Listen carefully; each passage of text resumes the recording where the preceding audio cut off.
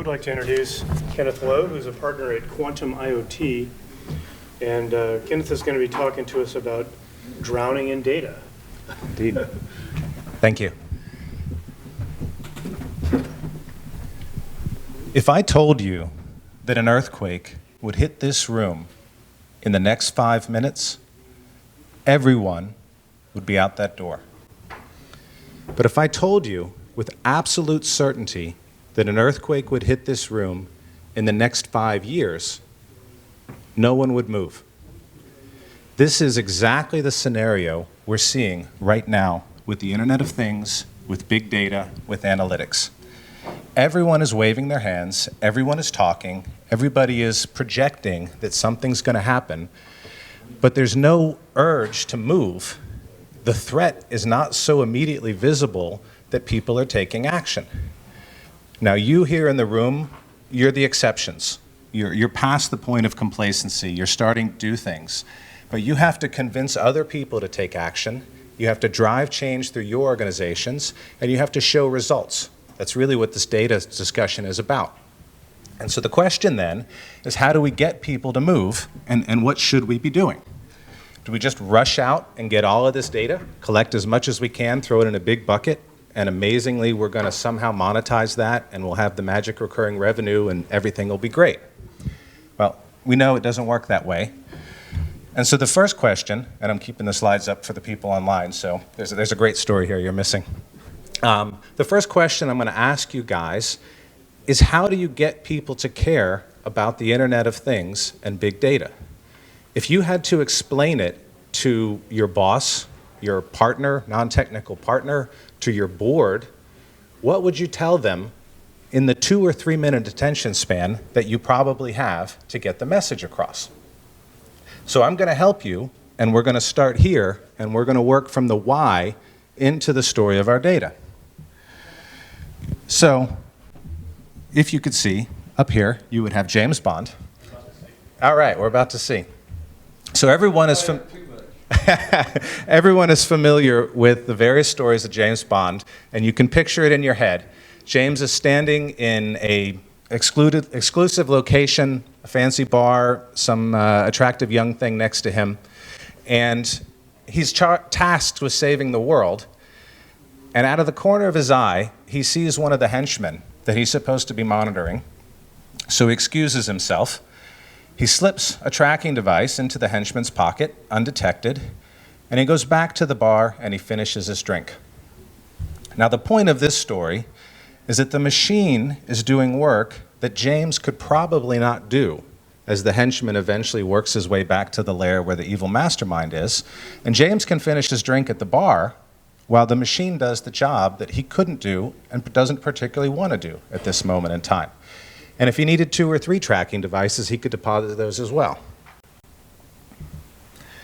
Now, as much as I would like to be seen as James Bond in this story, the reality is I'm much closer to Q, because James doesn't have to worry about how that device is going to work. He doesn't get this device from Q and say, is this 2G or 3G? Can I roam internationally? Who's paying for the data? Are there overage charges? He just takes it and is confident that it's going to work. This is our place in the technology stream. Now, the second thing that I want you to think about is a heartbeat. This is probably a little closer to our day-to-day experiences. We've all seen these monitors, whether in the hospital or on a television screen, and there's the comforting ding as the heartbeat's going on. And we know that if that heartbeat goes too fast or too slow, there'll be an alarm, and somebody's going to come in and take action.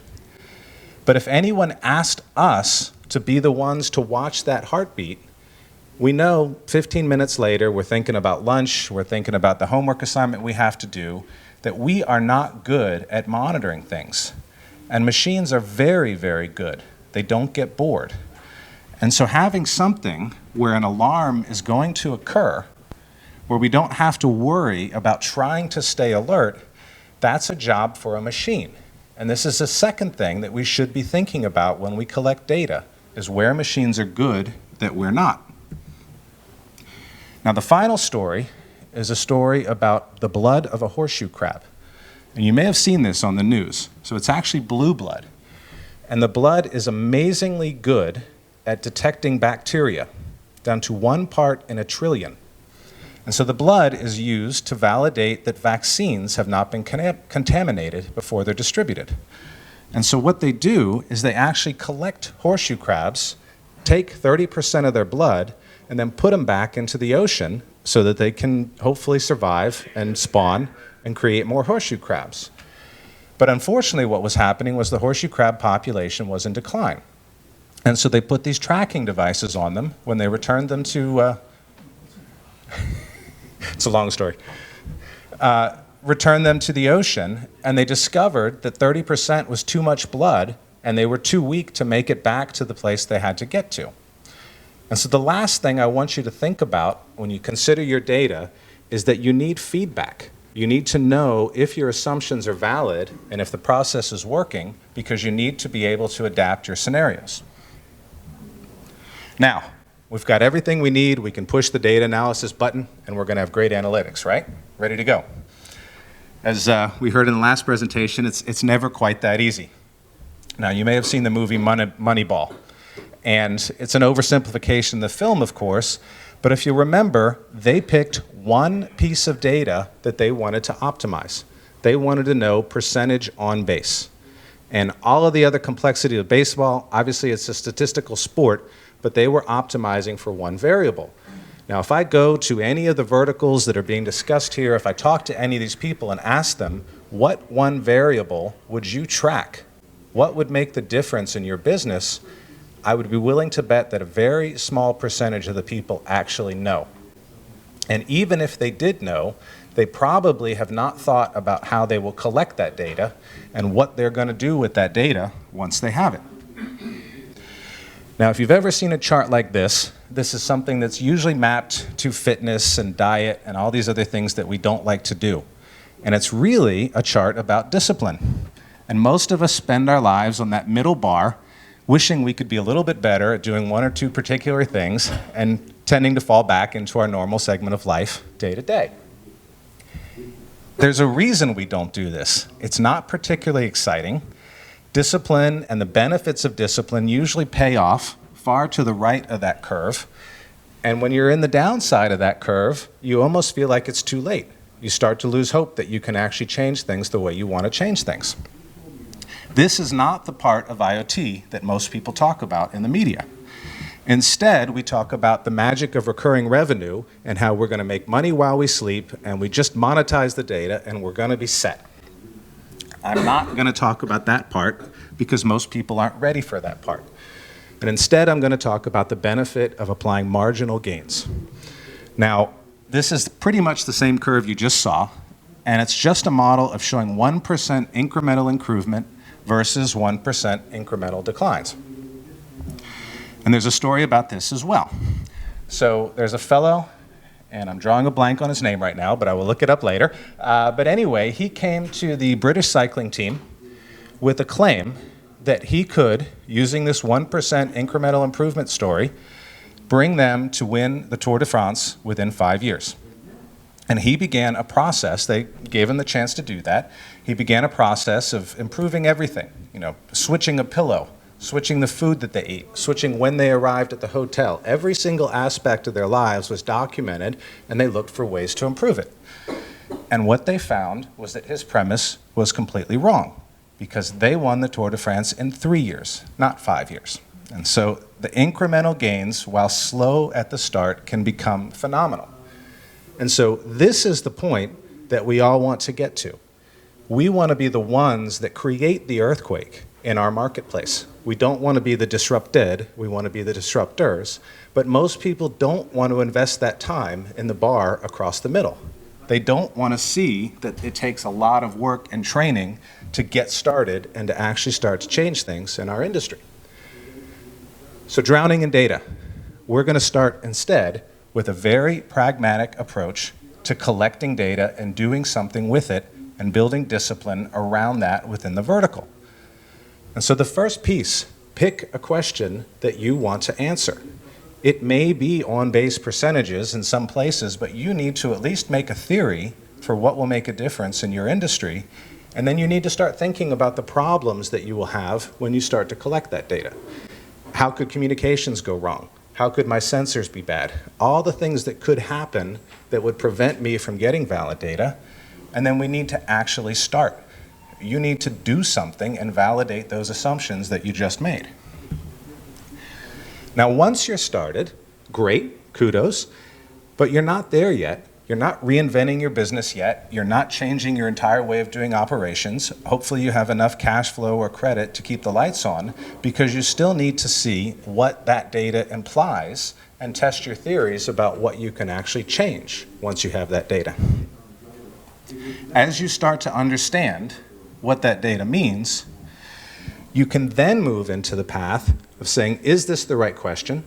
Have I found something significant that I can use to reinvent my business and start changing things? Now, this is not impossible. It sounds like a lot of steps, but it's actually a relatively straightforward exercise. And coming out of that, you'll find some fascinating things. When you start to get some results from your data and learn how to tweak and do what you want, you're going to be pretty excited that, hey, I've got a story to tell. I've put in the time, I've put in the effort. Well, there's one more piece that you need to think about, is that most people aren't going to be as excited as you are. And so you now need to take that data and tell a story about it and get buy-in from your superior, from your organization. You need to figure out what happens next and why other people should care. So coming back to the elements of our story, we have these wonderful machines, we have this technology, we can collect data in places that people can't do it, we can collect data in ways that people don't want to do it, and we can use that data to drive real-time business by getting feedback as to what's working and what's not, so that we can drive gains in our business. And if you are willing to do this, if you are willing to invest the time to learn what matters in your business, you can be the ones to create the earthquakes in your business. I'm Kenneth Lowe. I work for a company called Quantum IoT. We have some stories of places where we've done this before, so I hope you'll stop by and say hi.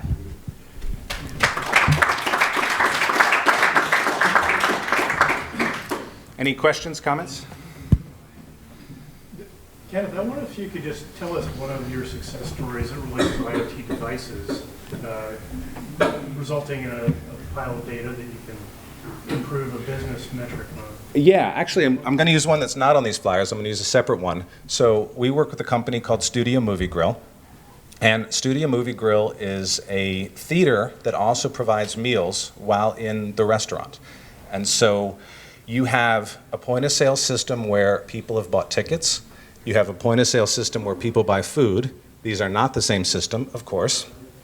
You also have all of the restaurant operations involved with getting the food orders in place, getting the food to tables, getting them checked out in time. And so you can imagine the complexity of these operations.